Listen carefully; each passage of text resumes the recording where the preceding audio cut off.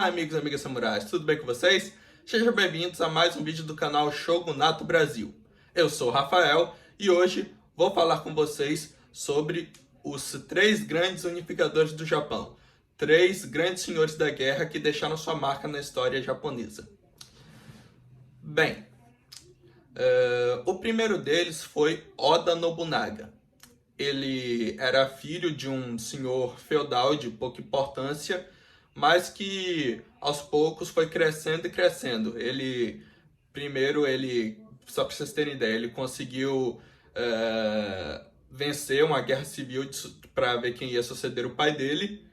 Ele acabou vencendo, sucedeu o pai como senhor da região, e depois ele começou a expandir o território dele e ele tinha o desejo de unificar o Japão, que nessa época, no período Sengoku, o Japão estava dividido em vários domínios, cada domínio tinha um senhor feudal, e Oda Nobunaga conseguiu unificar quase um terço do Japão. Só para vocês terem ideia do quão poderoso ele era. Ele também foi um dos primeiros a implementar armas de fogo no seu exército e também ele era conhecido como um patrono das artes. Mas ele era descrito como um homem muito violento e cruel, tanto que às vezes ele é chamado de o Rei Demônio por causa dessa crueldade. Oda Nobunaga foi tão importante que ele chega a estar, acho que no top 3 de pessoas mais importantes e mais famosas no Japão. Oda Nobunaga, ele tinha o desejo de unificar o Japão, mas ele morreu antes de conseguir, porque ele acabou sendo assassinado no incidente de Hanoji. A fortaleza dele foi cercada, ele foi ferido, então ele ordenou que a fortaleza dele fosse queimada e ele se dirigiu a uma habitação e ele e alguns servos fizeram o harakiri, o seppuku, aquele ritual do samurai de cortar a barriga para morrer com honra.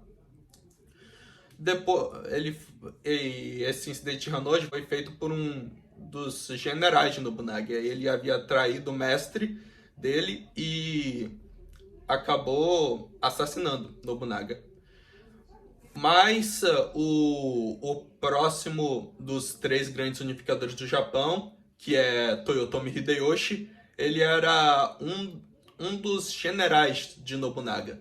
Ele era de origem humilde. Só para vocês terem ideia, ele começou a servir Nobunaga apenas como um carregador de sandálias, depois virou um ashigaru, que era aquela infantaria com lança, e depois foi subindo até alcançar um alto cargo. Depois da morte de Nobunaga, ele se vingou do general que o traiu. Ele venceu ele em batalha, o matou e praticamente ele assumiu a posição que Nobunaga tinha como o homem mais poderoso do Japão. Toyotomi Hideyoshi também, diferente de Nobunaga, ele conseguiu unificar todo o Japão. Todo. Então, ele também é conhecido por ter feito duas campanhas para conquistar a China, mas para conquistar a China ele precisava chegar na Coreia. Então, na verdade, foram duas campanhas na Coreia. Então, as duas tiveram o mesmo fim. Ele estava quase vencendo, mas foi derrotado no final. É isso mesmo. Então, Toyotomi Hideyoshi acabou pouco depois dessa campanha aí na Coreia, ele acabou morrendo, velho já, e ele deixou um filho de 4 anos, chamado Toyotomi Hideyori. Porém, um dos generais de Toyotomi Hideyoshi, no caso, era Tokugawa Ieyasu. Tokugawa Ieyasu, que havia servido Nobunaga e depois se tornou aliado de Toyotomi Hideyoshi. E acabou que ele viu a oportunidade para poder tomar a posição que ele tanto desejava. Então, Tokugawa Ieyasu, ele faz várias alianças e ele organiza um grande exército para conseguir fazer frente ao exército do clã Toyotomi e dos seus apoiadores.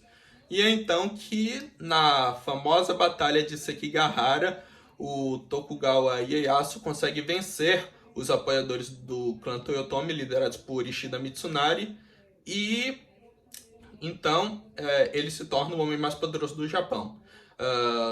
3 anos depois, em 1603, ele recebe o título de Shogun, que é uma espécie de ditador, uma espécie de senhor das forças militares do país, que era quem governava o Japão neste período. O imperador ainda estava lá, era considerado mais importante, mas ele não tinha poder efetivo. Nesse período, quem tinha poder efetivo era o Shogun. Mas bem, Tokugawa Ieyasu também era o único dos 3 grandes unificadores do Japão que podiam ter de fato o título de Shogun, porque para você ser Shogun você precisa descender do clã Minamoto, que foi um clã muito importante na história japonesa. Porém, nem Oda Nobunaga nem Toyotomi Hideyoshi eram descendentes do clã Minamoto, e Tokugawa Ieyasu era, então ele acabou se tornando o Shogun. E esses 3, me parece que esses 3 grandes senhores da guerra, grandes samurais, eles são considerados até hoje em alguns lugares como kamis, que seria mais ou menos divindades japonesas. E é isso, os 3 aparecem em vários jogos, como Sengoku Basara, Samurai Warriors, Onimusha, eles aparecem. E entre vários outros, como eu disse, os 3 grandes unificadores do Japão são pessoas de extrema importância na história japonesa. Foram os 3 que conseguiram reunificar o país. Bom, o vídeo foi esse, pessoal.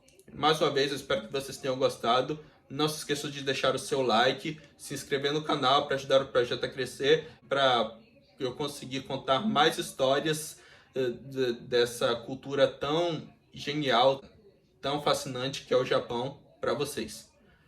Bom, é isso. Nos vemos no próximo vídeo. Valeu!